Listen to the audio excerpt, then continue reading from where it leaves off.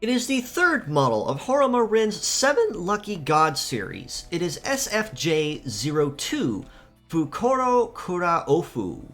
with the kit of Rebirth, Slash, Blow Away, Flight Legs, and the leg ability of Climber, which grants S rank to mountain terrain, in addition to the leg standard matches. Now, as the third model in the third installment of Horuma Rin's ongoing series, it is wonderful to see yet more continuation of the theme and design that he has had in mind for this series. That said, this model in particular seemed to focus more on stall tactics, more than raw nuking power that, say, Ben Tensara or Juronanshi may have up to this point.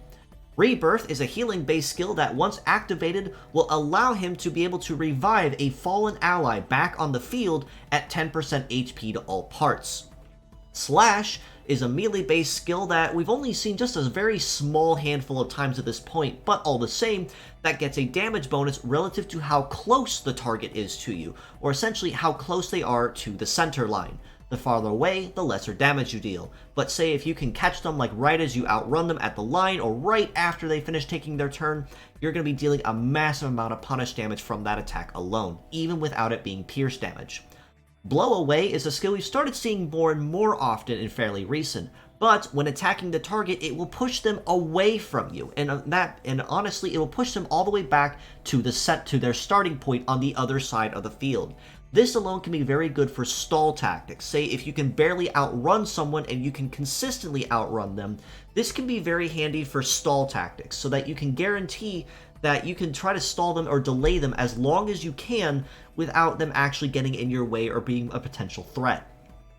Flight Legs do mean that this model in particular has a very solid coverage across most terrains, arguably one of the next best under biped in most cases, but the stats themselves are honestly very nice too. At about 1097, almost 1100 for mobility already puts it in a very good light in terms of your base speed before anything else such as heat or cool or even any mobility chips that are applied or any passive meta rodder bonuses are allowed to activate. Being flight-legged also means this model has a very naturally high evade stat at about 771, almost 1800, which means if it's not dodging, if it's not attacking and it's not in a no dodge status, it will very likely be dodging or grazing a lot. Now, it is also worth noting that with the flight leg, it is also very subject and weak to the anti-air weakness, so this is naturally something you need to pay very close attention to with your team builds if you do choose to make use of this bot.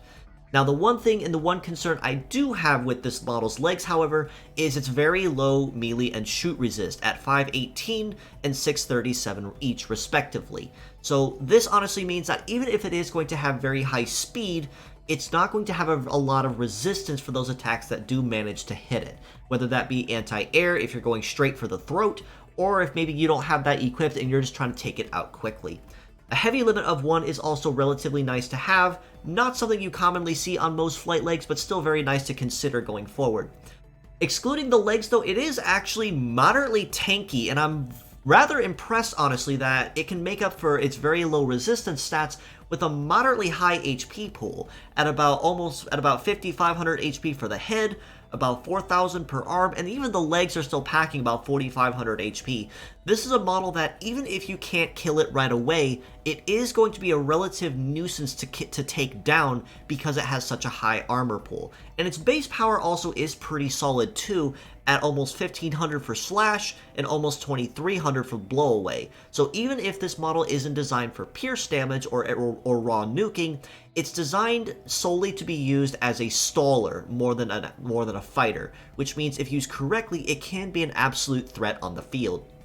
That being said, I would honestly have to grade it as a pure set score a pretty solid 6.5 out of 10. Given that I'm not grading it primarily for the lack of its nuking potential, say with no pierce damage, mostly along the case of a couple glaring weaknesses that it does have going for it. The first of which is it is a flight leg, which means it is subject to the anti-air weakness, but also the fact of its very low resistance stats in general, which means any hits that land are going to be moderately painful no matter how weak or how powerful they are. And even if the arms can be very dangerous at up close or at range, they are still relatively niche and have their own conditions. Blow Away, for instance, can be very dangerous if used incorrectly or mistimed, as it will push the target back to the center line, which means if you catch them on their cooldown, you will accelerate it and basically guarantee they start their next turn before you even have a chance to come up with a countermeasure.